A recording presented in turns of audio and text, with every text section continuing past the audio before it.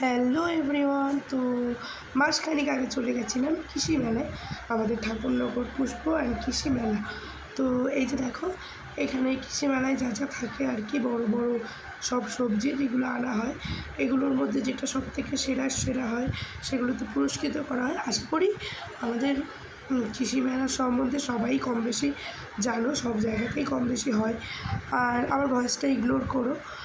যাই হোক, জায়গা চেঞ্জের জন্য ঠান্ডা লাগা লেগেই আছে।